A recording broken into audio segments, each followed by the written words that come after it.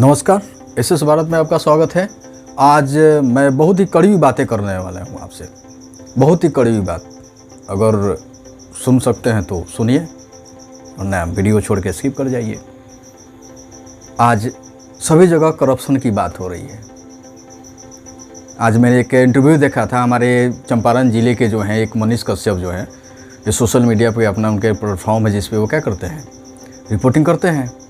और संजोग से उनका प्लेटफॉर्म देखने का मौका मिला मुझे, और मैंने देखा तो उन्होंने आज वो इंटरव्यू ले रहे थे। हमारे विधायक जो है विनय बिहारी जी हैं लोरिया के, और उन्होंने बड़ा बेबाकी से ही ये एक्सेप्ट कर लिया कि हर जगह घूस चलता है, हर जगह करप्शन भरा हुआ है।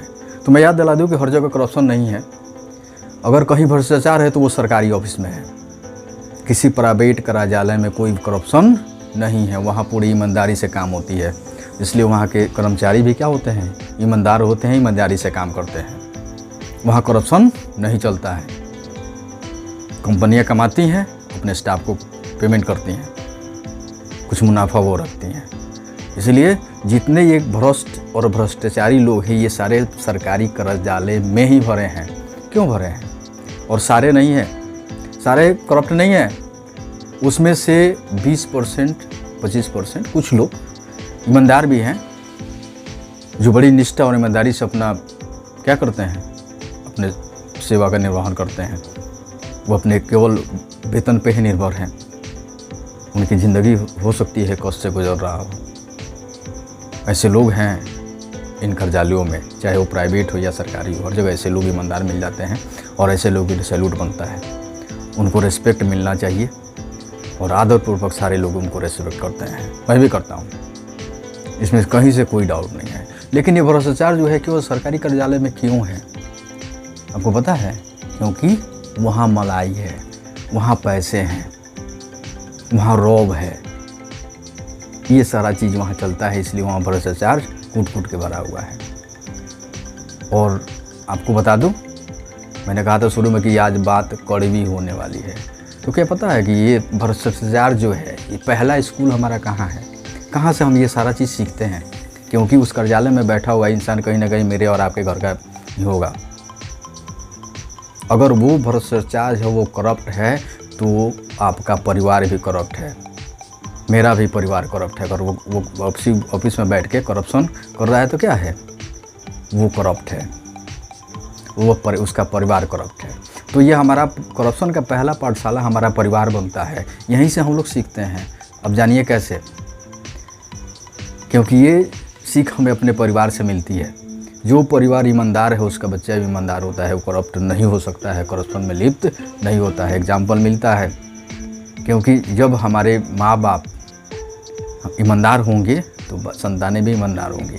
अगर माँ बाप करप्ट होंगे, माँ बाप भ्रष्ट होंगे, माँ बाप भ्रष्टाचारी होंगे, माँ बाप घूसखोर होंगे, तो बेटा भी घूसखोर होगा ही होगा। ये कोई टाल नहीं सकता है।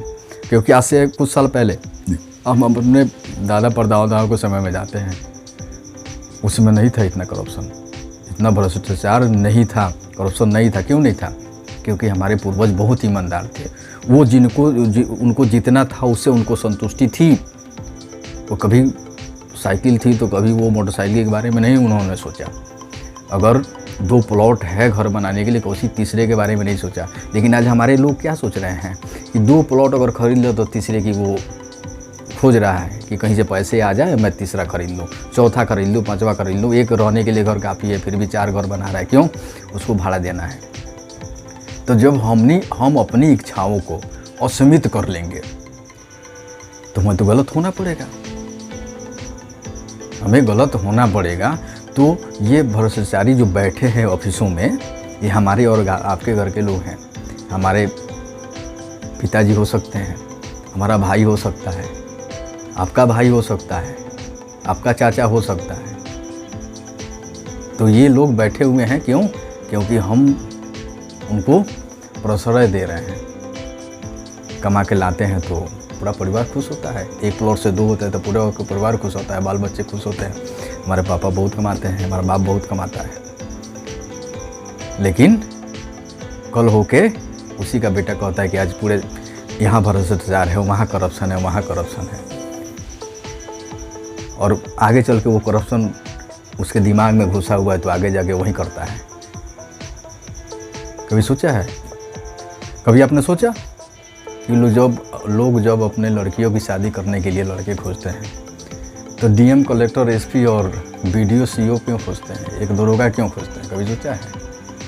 सोचिए, वे पेमेंट को लेके उनको दहेज नहीं मिलता, उनकी शादियां नहीं होती हैं। ये पेमेंट है, एवरेज जो है उसके अनुसार उनकी नहीं मिलती है, क्योंकि जैसा लड़का दिमाग में दरोगा जाता है तो वो उसकी तनख्वाह नहीं जाती है दिमाग में कि ये इतना इसकी वेतन इसको मिलती है, और दिमाग में ये जाता है कि वो परिवार इतना कमाता है। वीडियो जैसे दिमाग में जाता है किसी लड़के की शादी, लड़की की शादी करनी है, लड़का वीडियो है, तो दिमाग में यही घुसता है कि लड़की वाले के दिमाग में कि ये क्या होगा, बहुत पैसा कमाएगा, बहुत पैसा कमाएगा, तो ये दिमाग में घुस जाता है। हम लोग खुद एक भ्रष्ट को खोजते हैं, भ्रष्टाचारी को ही हमें क्या करता है, हमें अच्छा लगता है, क्योंकि ये हमारे बैठ गया है कि हमको अपने लाइफ में बेटर करना है, बेटर नहीं बेस्ट करना है। नहीं, आज हमारे घर जो है, आज हम बाइक पे चल रहे हैं तो कारें होनी चाहिए, कारें अगर 5 लाख की है तो वो 20 लाख की होनी चाहिए। ये सारा चीज़ हमारे अंदर ही भरा हुआ है। तो ये करप्शन जो है, सबसे पहला पाठशाला हमारा करप्शन का क्या है, हमारा परिवार है। इसलिए आप आइंदा से किसी के सामने उंगली उठाने से पहले आप ये ज़रूर सोच लें कि आप कितना ईमानदार हैं। अगर आप ईमानदार हैं तो करप्शन की बात करें, ईमानदार नहीं है तो करप्शन की बात नहीं करें। अगर विद्यार्थी है तो कितना ईमानदार है अपने स्टडी के प्रति, अपने पढ़ाई के प्रति कितना ईमानदार है, पहले वो खुद सोचे वो कितना ईमानदार है। अगर एक दुकानदार है तो सबसे पहले वो सोचे कि वो कितना ईमानदार है। इसी लॉकडाउन में 2 रुपया का सामान 20 रुपये में बेचा। इसी लॉकडाउन में उसने अपदा मौसर खोजा, बेचा 2 का सामान 20 में। तो सबसे पहले आप ईमानदार तो बनिए। अगर आप ईमानदार होंगे तभी दूसरे पे उंगली उठाइए, नहीं तो ये मत कहिए कि ये करप्ट है, वो करप्ट है, क्योंकि आपको मौका नहीं मिला है ना। अगर आप भी उस पहुँचते तो क्या होते, आप भी उस ऑफिस में होते तो क्या होते। इसीलिए ईमानदारी का पिपड़ी बजाना जो बहुत आसान है, चर्चा करना बहुत आसान है, लेकिन खुद उस ईमानदारी के रास्ते पर चलना बहुत मुश्किल है। चलिए तो चल के दिखाइए, एक मिसाल बनिए, एक मिसाल बनिए। नहीं तो आप कहीं जाते हैं सारे लोग करप्ट हैं, सारे लोग, तो ये सारे लोग आए कहाँ से, ये किसी मंगल ग्रह से उतर के आए हैं क्या? ईमानदार हैं। आज भाई भाई में गोली चल जाती है, क्यों? 2 4 दूर ज़मीन के लिए चलती है ना। भाई भाई का दुश्मन बन जाता है, कचहरी में जाके आज केस मुकदमे में चल रहे हैं। क्यों चल रहा है? इतना ईमानदार होते तो फिर क्या ज़रूरत थी? इतने ज़मीन के जो लफड़े चल रहे नहीं चलते। नहीं, कोई किसी का हड़प के बैठा है, उसका ज़मीन किसी ना किसी का ज़मीन कोई हड़प लिया है, कोई छेंक लिया है, भाई भाई का छेंक लिया है, और छेंक के वही बोलेगा, वही आदमी जो 4 आदमी के बीच बोलेगा ये करप्शन बढ़ गया, वो करप्शन बढ़ गया, फलना ख़राब हो गया, ये हो गया है, दुनिया भ्रष्ट हो गई है। लेकिन कभी उसने अपने अंदर आके झांक के देखा? कभी आपने अपने अंदर झांक के देखा? इसलिए जो ऑफिस में जो बैठे हैं ना, ये मंगल ग्रह से नहीं आए हैं, हमारे आपके घर से गए हैं, वो जो बैठ के घूस ले रहे हैं। इसलिए ज़्यादा ईमानदारी की पिपड़ी न बजाएं, ईमानदार बने। दूसरों पे उंगली उठाने से पहले सबसे पहले आप ईमानदार बनिए। और ऐसे ही लोग पूछते हैं और हर जगह, अच्छे दिन कब आएंगे, भारत कब सोने की चिड़िया बनेगा। ऐसे करप्ट भ्रष्ट लोग समाज में आप नजर उठा के देखिए, अपने मोहल्ला में देख लीजिए, कहीं नाली का अतिक्रमण है, कहीं रोड का अतिक्रमण है, हर जगह बिजली चोरी की जल रही है। रोड पे सारे रोड जो सरकार बनाती है उसको लोग उसको गड्ढा खोद के कचरा बना देता है, कचरा रोड पे डालेगा और पूछेगा कि ये फलना ईमानदार नहीं है, फलना करप्शन हो गया है, बेतिया में बहुत गंदा है, शहर बहुत गंदा है, गंदा करेगा खुद। तो ऐसे लोग समाज में हैं जो दुनिया को बरगलाए हुए हैं। खुद शरीफ बन के लगता है कि उनके अलावा कोई शरीफ है ही नहीं। आज के लिए इतना ही, इसलिए बहुत बहुत धन्यवाद। आइंदा से अगर ईमानदार हैं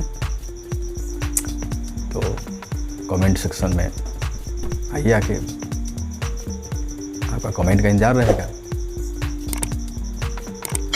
राम राम, बहुत बहुत धन्यवाद।